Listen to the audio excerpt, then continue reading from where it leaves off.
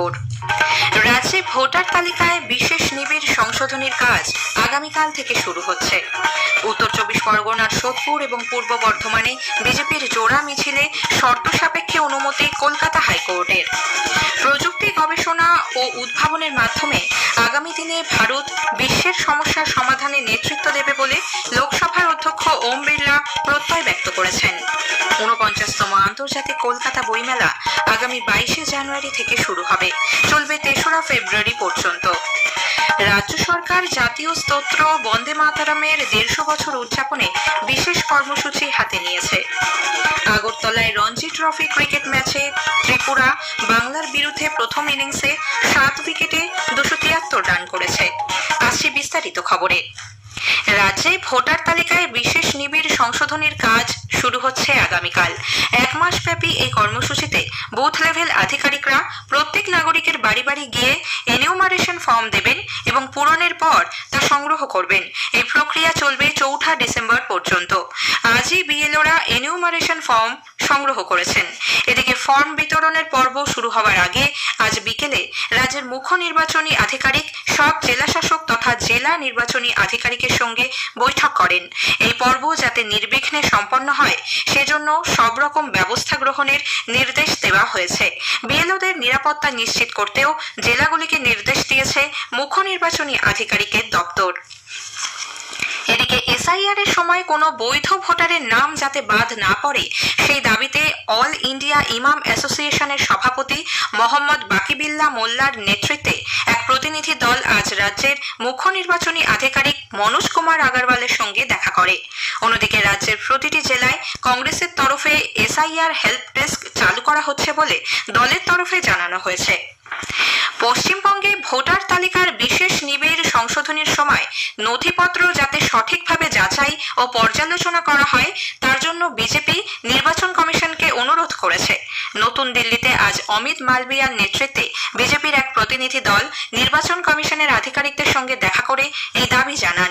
এরপর সাংবাদিকদের শ্রী মালবিয়া বলেন, রাজ্যে এসআইআর এর জন্য যে সমস্ত নথিপত্র নেওয়া হচ্ছে তার মধ্যে বহু নথি এমন আছে যা ভুয়ো এবং অবৈধ। বুথ লেভেল আধিকারিক বিএলওদের ভয় দেখানোর যে অভিযোগগুলি উঠেছে তাও তিনি নির্বাচন কমিশনকে খতিয়ে দেখার অনুরোধ জানান। কোচবিহারে বিজেপি এবং সিপিআইএম এর বুথ লেভেল এজেন্ট বিএলএদের ওপর হামলার অভিযোগ উঠেছে তৃণমূল কংগ্রেসের বিরুদ্ধে। কোচবিহার 1 নম্বর ব্লকে বিজেপির বিএলএদের বৈঠক চলাকালীন শাসক দল আশ্রিত দুষ্কৃতীরা তাদের উপর হামলা চালায় বলে অভিযোগ। এই ঘটনায় বেশ কয়েকজন আহত হয়েছেন বলে বিজেপির দাবি। এদিকে তুফানগঞ্জ 1 নম্বর ব্লকে প্রশিক্ষণ শিবির থেকে সিপিআইএম এর বিএলএদের জোর করে বের করে দেওয়ার অভিযোগ উঠেছে শাসক দলের বিরুদ্ধে। বিষয়টি নিয়ে মহকুমা শাসকের কাছে অভিযোগ জানিয়েছেন তারা। দুটি ক্ষেত্রেই অভিযোগ অস্বীকার করেছে তৃণমূল কংগ্রেস। রাজ্যে আইন শৃঙ্খলা অবনতির অভিযোগে এবং মহিলাদের নিরাপত্তার দাবিতে উত্তর 24 পরগনার সোদপুর এবং পূর্ব বর্ধমানে বিজেপির জোড়া মিছিলে শর্ত সাপেক্ষে অনুমতি দিয়েছে কলকাতা হাইকোর্ট। পুলিশের অনুমতি না মেলায় হাইকোর্টের দ্বারস্থ হয় বিজেপি নেতৃত্ব। বিচারপতি কৌশিক চন্দ্রের বেঞ্চ আজ মামলার শুনানিতে জানিয়েছেন, আগামীকাল সোদপুরের ট্রাফিক মোড় থেকে তেঁতুলতলা পর্যন্ত দুপুর 3টে থেকে 5টা অবধি মিছিল করা যাবে। সাধারণ মানুষের যাতে কোনো সমস্যা না হয় সে ব্যাপারে সতর্ক থাকতে বলেছে আদালত। অন্যদিকে আগামী 5ই নভেম্বর পূর্ব বর্ধমানের বড়নীলপুর মোড় থেকে কার্জন গেট পর্যন্ত মিছিলের অনুমতি দিয়েছে হাইকোর্ট। দুপুর 2টো থেকে সন্ধ্যে 6টা পর্যন্ত মিছিল করা যাবে। উভয় ক্ষেত্রেই অংশগ্রহণকারীদের সংখ্যা নির্দিষ্ট করে দিয়েছে আদালত। দুটি মিছিলেই উপস্থিত থাকবেন বিরোধী দলনেতা শুভেন্দু অধিকারী। দক্ষিণ 24 পরগনার কাকদ্বীপে সম্প্রতি কালী মূর্তি ভাঙার প্রতিবাদে বিজেপি আজ মিছিল করে। কাকদ্বীপ ইয়ংস্টার মোড় থেকে বাসন্তী ময়দান পর্যন্ত এই মিছিলে উপস্থিত ছিলেন বিরোধী দলনেতা শুভেন্দু অধিকারী। পরে সাংবাদিকদের বিরোধী দলনেতা বলেন, গোটা রাজ্য জুড়ে জঙ্গল রাজ চলছে, এর বিরুদ্ধে সকলকে একজোট হওয়ার আহ্বান জানান তিনি। শোভন চট্টোপাধ্যায় এবং বৈশাখী বন্দ্যোপাধ্যায়ের তৃণমূলে যোগদান নিয়েও কটাক্ষ করেন শুভেন্দুবাবু। হিন্দুদের জাগরণ মমতার বিষয় কাকদ্বীপ বাড়ি থেকে বেরিয়ে এসেছে, মা কালীকে প্রেজেন্ট ভ্যানে তুলেছে। মমতাকে তার ভাইপোকে 26 সালে নির্বাচনের পরে প্রিজন ভ্যানে তুলবে। এটা খুব ভালো সিগন্যাল যে পশ্চিমবাংলার মানুষ দেয়ালে পিঠ ফেটে গেছে, তারা পথে নেমেছে। ভয়ঙ্কর ভাবে মানুষের মধ্যে প্রতিক্রিয়া।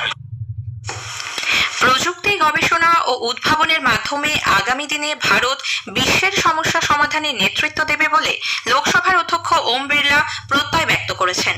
কলকাতার এক 5-তারা হোটেলে আজ ভারত চেম্বার অফ কমার্সের 125 বছর পূর্তি উপলক্ষে আয়োজিত India at the rate 100 an age of new dawn শীর্ষক অনুষ্ঠানে তিনি বলেন, ভারতের মেয়েরা সব ক্ষেত্রেই অগ্রণী ভূমিকা পালন করছে। दुनिया का कोई सेक्टर नहीं है जिस सेक्टर के अंदर भारत की महिलाएं नेतृत्व नहीं कर रही। आप 10 साल बाद देखेंगे कि हर क्षेत्र के अंदर 30 साल पहले जो हमारी आधी आबादी काम नहीं करती थी, घरेलू कामकाज महिला के रूप में होती थी, आज आने वाले समय के अंदर 10 साल के अंदर ये आधी आबादी का बहुत बड़ा योगदान भारत के विकास में होगा। তিনি আরও বলেন, প্রধানমন্ত্রী নরেন্দ্র মোদীর নেতৃত্বে পরিবেশ বান্ধব প্রযুক্তি উৎপাদনের সবচেয়ে বড় কেন্দ্র হয়ে উঠেছে ভারত। কোভিডের সময় নিজেদের আবিষ্কৃত ভ্যাকসিনের মাধ্যমে ভারত যেমন বিশ্বের পাশে দাঁড়িয়েছিল, তেমনি আগামী দিনে গবেষণাতেও পথ দেখাবে। স্থানীয় সংবাদ শুনছেন আকাশবাণী কলকাতা কেন্দ্র থেকে।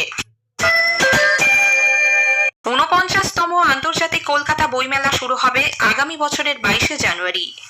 সল্টলেকের বই মেলা প্রাঙ্গণে চলবে ফেব্রুয়ারি 3 তারিখ পর্যন্ত।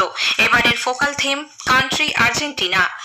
কলকাতায় আজ এক সাংবাদিক বৈঠকে পাবলিশার্স অ্যান্ড বুক সেলার্স গিল্ডের সভাপতি সুধাংশু শেখর দে খবর জানিয়ে বলেন, Great Britain, America, Germany, Australia, France, Spain, Peru, Colombia, Japan, Thailand এবং লাতিন আমেরিকার অনেকগুলি দেশ বইমেলায় অংশ নিতে চলেছে।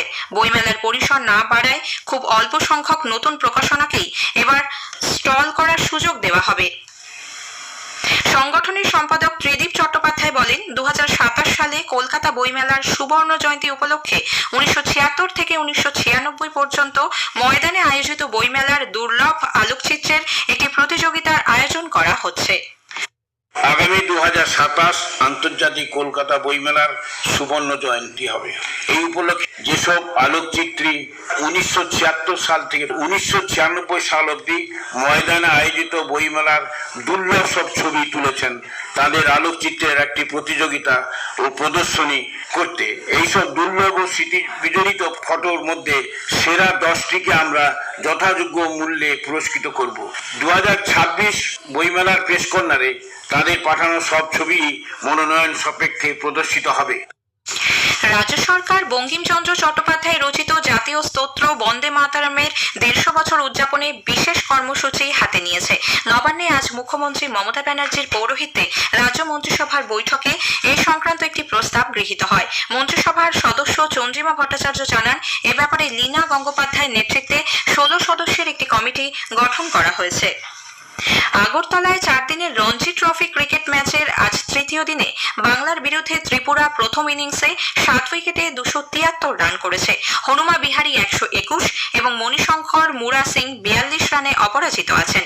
বাংলার মোহাম্মদ কাইফ 4টি উইকেট নিয়েছেন। প্রথম ইনিংসে বাংলা 336 রান করে। ত্রিপুরা তৃতীয় দিনের শেষে বাংলার চেয়ে 63 রানে পিছিয়ে আছে। কলকাতা প্রিমিয়ার লিগের ম্যাচ গড়াপেটার অভিযোগে খিদিরপুর ক্লাবের 2 কর্তাকে গ্রেপ্তার করেছে পুলিশ। বেশ কয়েক মাস ধরে ম্যাচ গড়াপেটার অভিযোগ ওঠায় গতকাল খিদিরপুর ক্লাবের টিম ম্যানেজার আকাশ দাসকে বেলঘরিয়া থেকে এবং ক্লাবের মিডিয়া ম্যানেজার রাহুল সাহাকে ব্যারাকপুর থেকে আটক করে লালবাজারে নিয়ে আসা হয়। দীর্ঘ জেরার পর দুজনকে গ্রেপ্তার করে পুলিশ। পূর্ব মধ্য বঙ্গোপসাগর এবং সংলগ্ন মায়ানমার উপকূলের ওপর তৈরি নিম্নচাপ অঞ্চলটি আগামী 24 ঘন্টায় ক্রমশ উত্তর উত্তর পশ্চিমে মায়ানমার বাংলাদেশ উপকূলের দিকে অগ্রসর হবে। তবে এর সরাসরি কোনো প্রভাব এখনই এ রাজ্যে পড়ার সম্ভাবনা নেই। এদিকে উত্তরবঙ্গে আজ সর্বনিম্ন তাপমাত্রা কিছুটা কম ছিল। সকালের দিকে দার্জিলিং এর বেশ কিছু জায়গায় কুয়াশা দেখা যায়। আগামী 2-1 দিন উত্তরবঙ্গে সর্বনিম্ন তাপমাত্রা কিছুটা কমলেও দক্ষিণবঙ্গে একই রকম থাকার সম্ভাবনা রয়েছে বলে আলিপুর আবহাওয়া দপ্তর জানিয়েছে। শেষ করার আগে স্থানীয় সংবাদের বিশেষ কিছু অংশ আরও একবার। রাজ্যে ভোটার তালিকায় বিশেষ নিবিড় সংশোধনের কাজ আগামীকাল থেকে শুরু হচ্ছে। উত্তর 24 পরগনার সোদপুর এবং পূর্ব বর্ধমানে বিজেপির জোড়া মিছিলে শর্ত সাপেক্ষে অনুমতি কলকাতা হাইকোর্টের।